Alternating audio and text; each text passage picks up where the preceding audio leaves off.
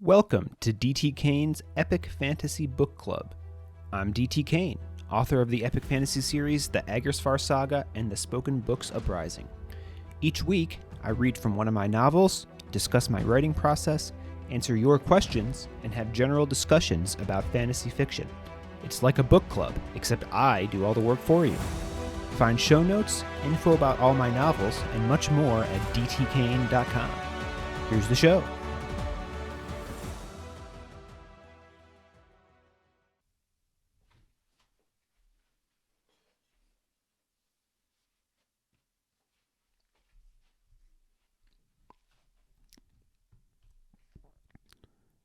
Chapter 24. Baz had laid Leanna down on the lower bunk of one of the beds in the cabin. Mauve had stood watch at the door until he'd made a show of tying one of Leanna's wrists to the bed, then had left in a huff. He'd never been one for tying knots, but Leanna showed no signs of stirring. Plus, where was she going to go? For about an hour, Baz had stayed at her bedside, fooling himself that he was caring for her, but he didn't know the first thing about treating someone with a head injury, and aside from making sure her head was on the pillow, he didn't have any medical supplies anyway. Leanna had always been the one who'd cared for the retirees. So now he was back sitting in one of the armchairs, mulling. He was just delaying the inevitable. Mauve had no intention of letting Leanna off the Iron Dragon while she still drew breath, and despite the temporary respite Ehma had afforded her, Baz didn't think her intentions were much friendlier. He rested his forehead on one hand, rubbing at his temples. He'd once convinced Ehma not to kill rocks, but he'd had something she wanted then. He had no leverage here, and if it came down to it, there was little chance he'd succeed in a fight against them. Mauve obviously knew her way around a weapon, and Baz was sure Ehma could beat him in a fist fight as well. Maybe he could outread her, but so far as he knew, the only spoken book written in destruction on the Iron Dragon was the Book of the Void, and he'd no intention of ever opening that thing's cover again. It was odd, though. Ever since he'd completed the reading that had banished the Shadow Breather, the voices in his head had ceased, as if he'd cast them too into the mysterious void. What did it mean? Were the voices what the Shadow Breather had meant when it called him tainted? If so, had he somehow freed himself of them? So many questions, and no answers. And now he'd added one more to the heap. Why was he protecting Leanna? Doing so had put him in a mess arguably worse than what he'd faced during the trials. And for what? Broken ink vials. She'd revealed the secret he'd entrusted to her, and not just revealed it, but spoken it to the most powerful reader in oration. No wonder Farston had called him a... Wait. Leanna's betrayal actually didn't explain Farston's knowledge. Right before the Keepers had knocked Baz on the head and ferried him off to Fable, the Liamina Duke had called him an orator. But Leanna hadn't known Baz could read. Not then. Which meant Farston had already known, if not about Baz's completing the trials for Deliritus, that he could read. How was that possible? Baz had never seen the man in his life before he'd shown up at Erstwhile with news of the Uprising and fortune. Baz? He hadn't heard the cabin's door open and nearly jumped out of his chair. Ehma stood in the open entryway, the flames flickering in the hearth, casting her face in shadow so that he could only see one gray eye and part of her glistening lips. "What do you want?" he asked, leaning his head back and closing his eyes. "She's secure and hasn't stirred." "She isn't why I'm here. We need to talk." The door shut, and a moment later the rustling of fabric alerted Baz that Ehma had taken the armchair across from him. He opened one eye and lifted his head to glare at her. "My name's Bastion. My mother wrote the Book of the Void after my father took the walk onto the peninsula." That brought Baz's other eye open. Doesn't sound like your father was very bright. Baz hadn't thought she was close enough to kick him, but the pain in his shin indicated that assessment had been incorrect. You took the walk too, Ehma said after she'd settled back into her chair. Baz leaned over to rub his leg. Like I said, not very bright. He looked up, half expecting another kick. Emma's lips were pursed, but she made no move toward him. My mother would agree with you, but my father was certain if he could only get to those books, he'd find a secret worth risking his life for. I'm guessing he didn't find it? Are you always this much of a worm's barb? Might have heard that from a person or two. Emma's fingers curled over the arms of the chair. Sorry, Baz said, but why are you telling me about your father's death? Emma's glare didn't lessen for several moments, and Baz began to fidget. Finally, she took a deep breath and folded her hands in her lap. That's just it, Baz. He didn't die. He didn't? No. He walked out there, stood at the peninsula's edge for some time. Quite a long time, actually, like he'd turned to stone. For nearly a whole day he stood there. Everyone thought for certain he was dead. Then he just turned around and came back. Oh, well, I guess your mother doesn't know as much as she thinks. Ehma shook her head. Your ears must be dull as your tongue is sharp. I've no doubt my mother told you that everyone she'd seen go out there has either died or gone mad. Oh, Baz said, feeling particularly idiotic. Not only did he look like a fool, he'd been insulting Emma's now loony father. Yeah, Ehma replied. At first, he seemed normal, maybe a little aloof, but otherwise fine. He actually said he'd found what he was looking for, but said he needed time to figure out how to put it into terms we'd understand. But then, well, he started getting worse, saying things that just didn't make sense. Like what? Oh, lots of things. Ehma looked off into the distance, eyes softening until they appeared like twin candles in the light of the cabin stove. Once, I remember him talking to Mother of an evening they'd spent sailing along the western coast, except that had never happened. My father had never even seen the ocean vast. There were many other examples, but you get the idea. Then, one day, he just... Ehma took a deep breath. He just changed.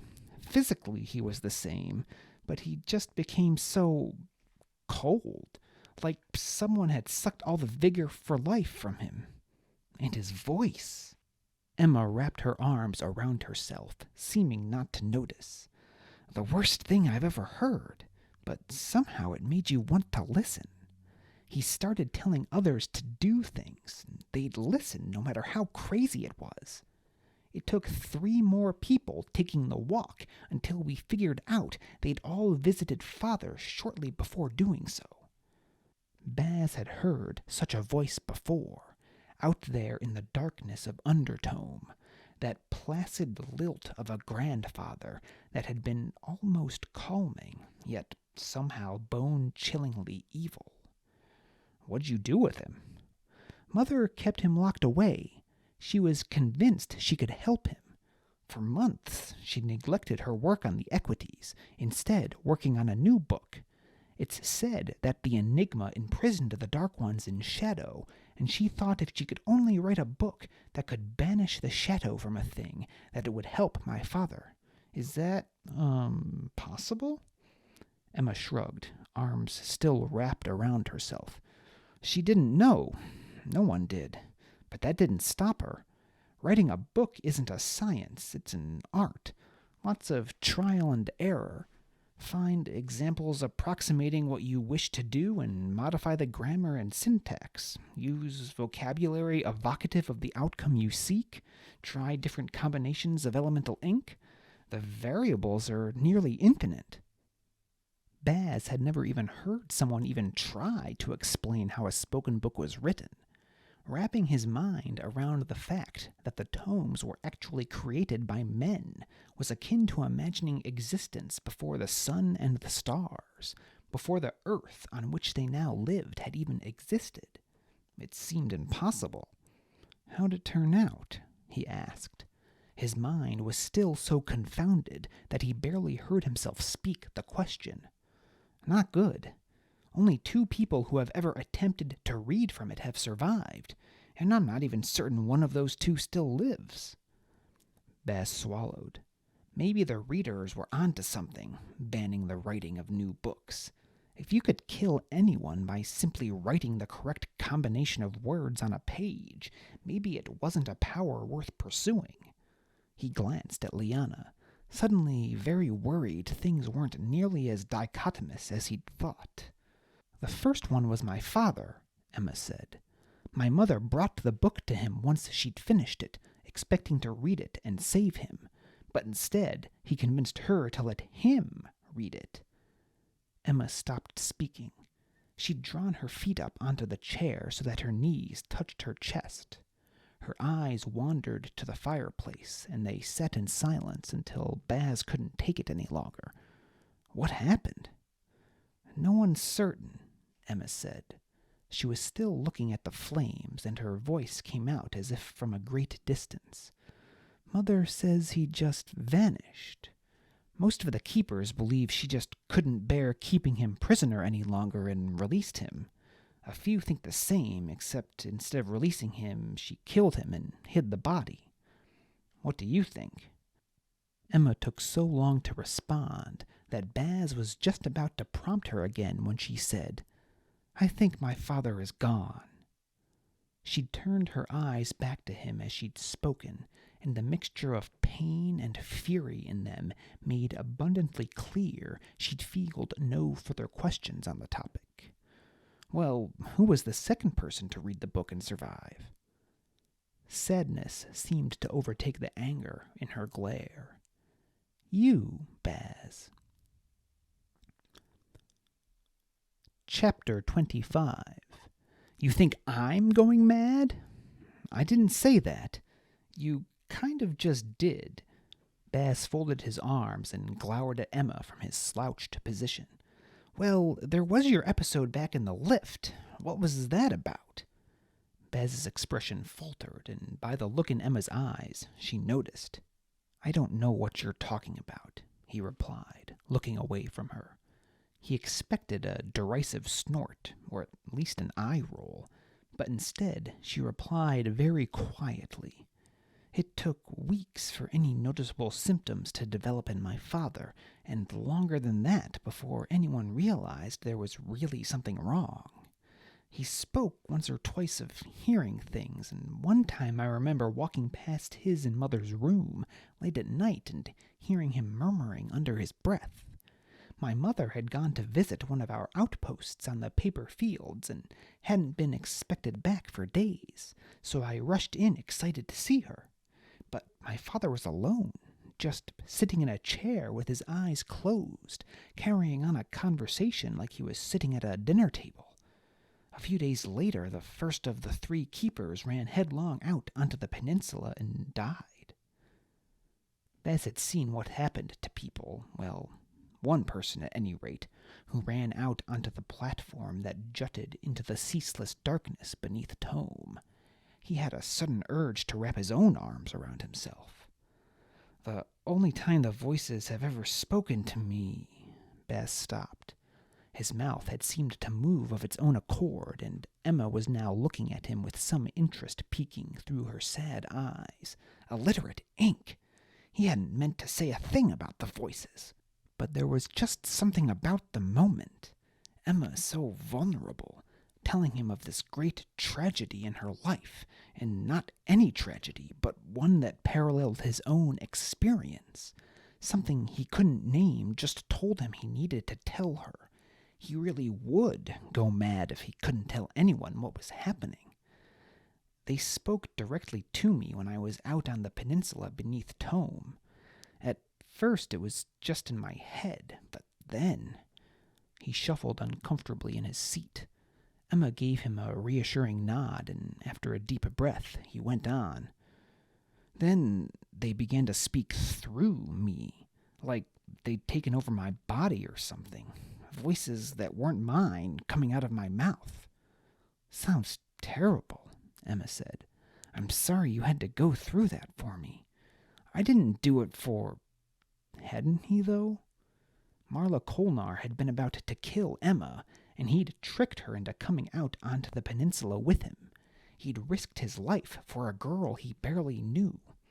Why had he done that? You don't need to apologize, Baz said. I guess I did do it for you, but I'd have done it for someone else, too.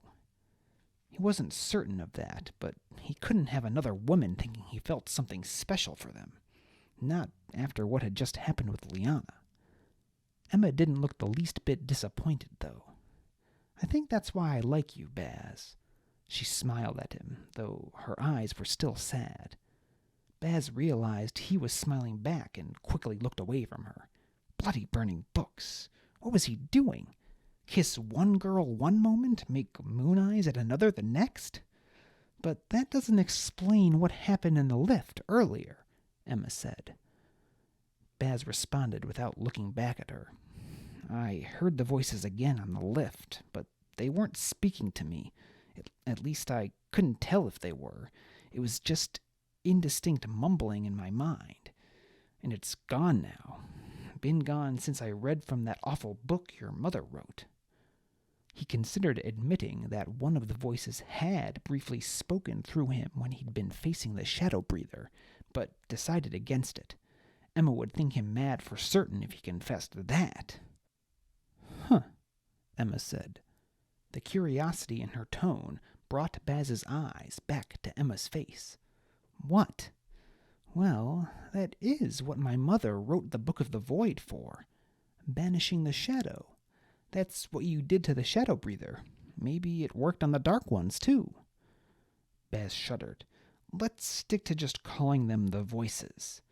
But, for a moment, Ehma seemed as if she was going to chide him for being a coward, but then she nodded as if she'd realized some hidden truth. All right, I'll do that. Sorry. Baz waved her apology away. What do you mean, banish the shadow? You can't just banish an element. The elements just are. I'm not sure, Ehma said. She looked upward as if trying to recall some forgotten piece of knowledge. I never fully understood what Mother was doing with the Book of the Void. I was younger then, and she never spoke of the book after Father's disappearance, and I've certainly never read it. Even if Mother hadn't said it would kill whoever opened it, I'm a creator. But there's something special about the shadow that the other elements lack. Some say it's more an absence of the other elements than an element itself. Others that it's not from this world. I've heard a few superstitious keepers even say it's from the elsewhere. Baz laughed. Ehma gave a half-embarrassed smile back to him. I know, sounds stupid, but... She shrugged. I think it only sounds stupid because you assume all the tales about the elsewhere being some hell inhabited by the Dark Ones are just that. Tales. But you've seen what's trapped in Undertome. Baz felt the smile fade from his face, remembering back to what Tessa had told him of the Dark Ones, that the scribes had inadvertently cracked the barrier between this world and the elsewhere, which had brought forth the Dark Ones and caused the burning. Some of those same stories say the Shadow Breathers are really devils from the elsewhere, so that's consistent, at least. Maybe Mother actually succeeded in writing a book that sends Shadow back to where it originally came from. Baz didn't want to even consider that, as it meant he'd actually opened a door into the elsewhere. Bloody, beleaguered, brutally burning books! That couldn't be possible. But then again, what had the Shadow Breather said? That the Dark Ones had seized my kind's realm? Baz rolled his eyes, trying to banish from his mind images of a land of ceaseless darkness where all that existed were the Dark Ones and monsters like the one he'd just faced. A sudden shuddering sent Baz's weight shifting unexpectedly, and he nearly fell out of the chair. He started to his feet, thinking they'd been attacked by another shadow breather. "Easy," Ehma said, rising to her feet with considerably more grace than Baz had. "We've stopped, is all." "Why?" Baz demanded. Before Ehma could answer, the door to the cabin opened and Mauve stepped in, dagger drawn. "We're here," she said, face twisted as if she'd bitten down on something exceedingly bitter, tone like a growling dog. "Can't put it off any longer, Ehma. Time to deal with the Conservator."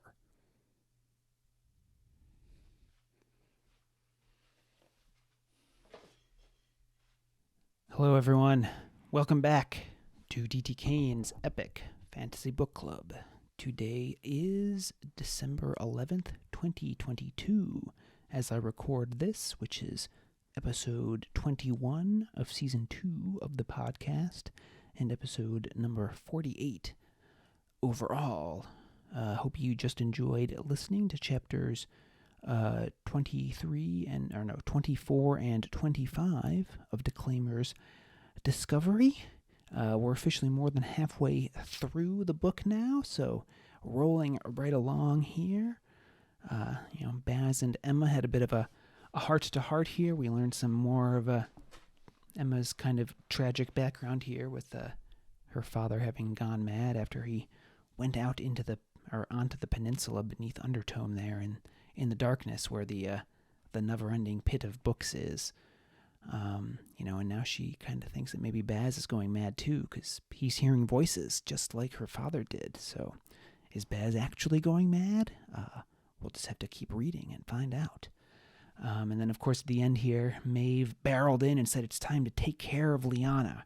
So, what's Baz going to do here? Leanna's his friend, but, now that she's discovered that he knows how to read, she's basically said that she's going to turn him into the Conservators, and that means they'll kill him.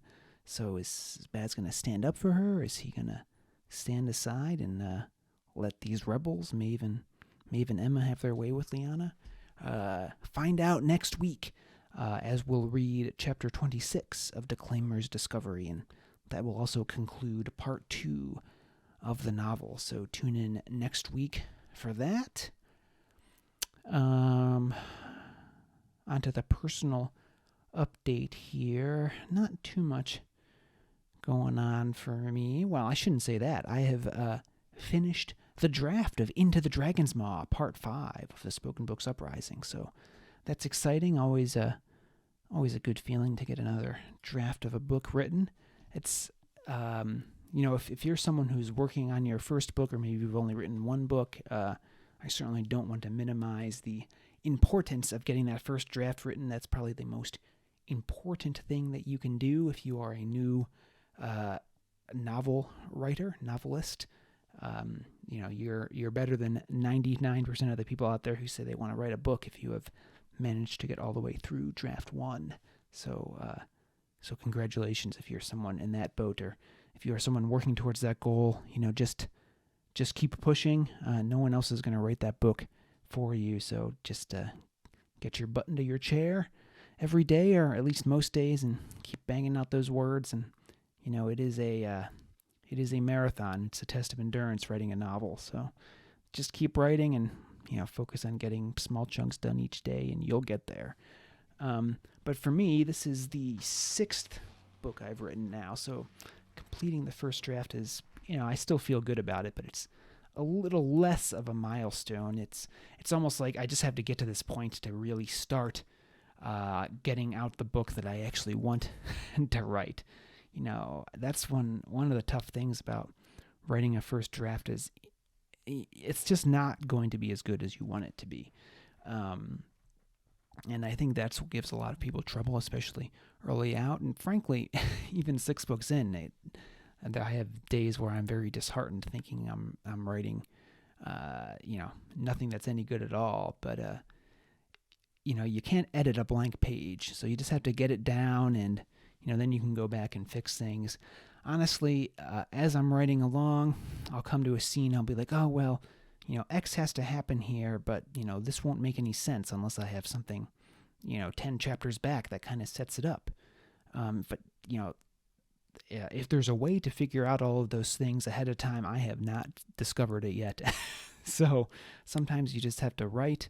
I'm definitely an outliner as opposed to a discovery writer or a pantser, but even with my outlines, there are tons of things that I can't foresee, and I need to go back and add them in after the fact. So the first draft is done, but lots of work still to go here on part 5 of the Spoken Books Uprising. The draft came in at 91,506 words, which maybe sounds a little short, but I haven't written the prologue or epilogue yet, so give that at least a couple more thousand words, and my drafts always end up gaining words as I edit and add some more things in. So I would guess that this will end up right around 100,000 words, which will make it just about as long as part 4, Declaimer's Discovery, or Declaimer's Stand. I think that came in at like 105,000, 103,000, something like that, 10 something. So I guess I should share the description of part 5 here pretty soon, I suppose, which means I should write it. But keep an eye out for that in the coming weeks. I also need to get rolling on having the cover art created. I need to start building up some excitement for part 5 here, but I've really been heads down on just getting it written the past couple months. But now the first draft is down, and I can focus on some other things here too, though editing it now will move to number 1 priority for me. So that's really it on the personal front for me. Other than that, just getting ready for the holiday season here. Next week I'll be traveling home to spend some time with my parents and with my wife's family. So hope all of you are also getting ready for a fun and rewarding or enjoyable holiday season anyway. I was going to say relaxing, but I know sometimes the holiday season is anything but relaxing. But hopefully you can at least find a little peacefulness during the holidays this year. Just a quick reminder, my holiday gift guide is live in the newsletter, and if you want to check out some of the stuff I'm selling directly on my PayHip website, you can go over to payhip.com/dtkane, selling some signed books over there and some cheaper versions of the box set than what they cost over at Amazon and the other big retailers.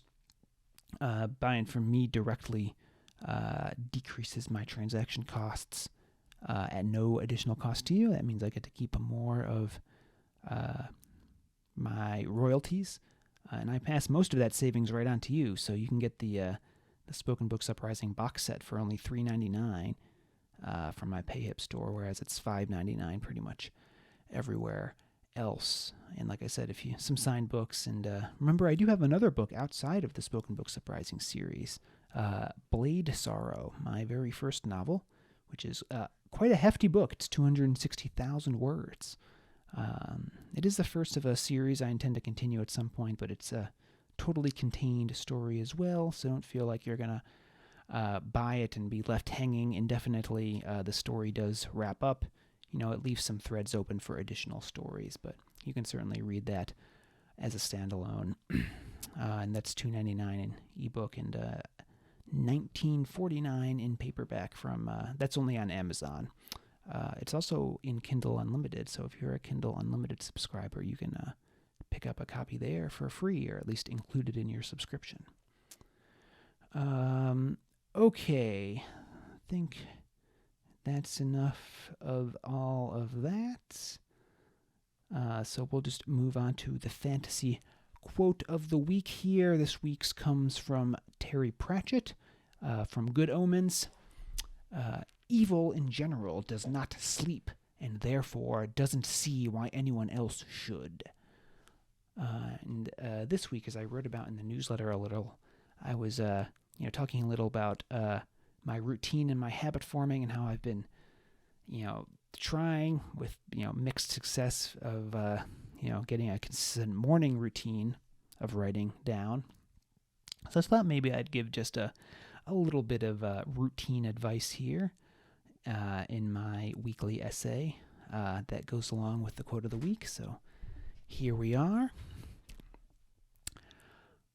We might not be fighting actual demons or dragons or orcs on a regular basis, but there are plenty of everyday evils that keep us up at night.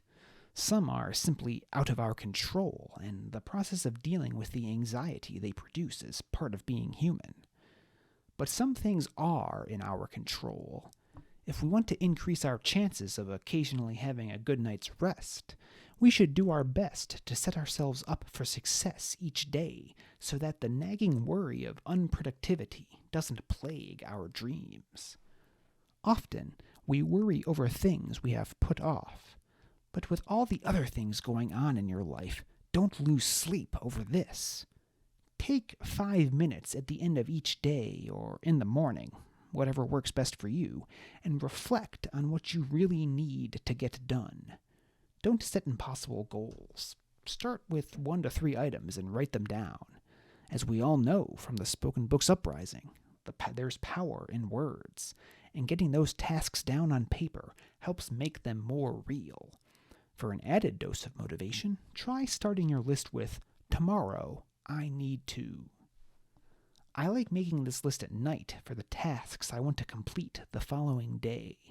It's almost like I can trust it a bit more this way, because being a day removed from the actual doing allows me to be more objective, rather than deciding in the moment what has to be done, which is when procrastination can take hold.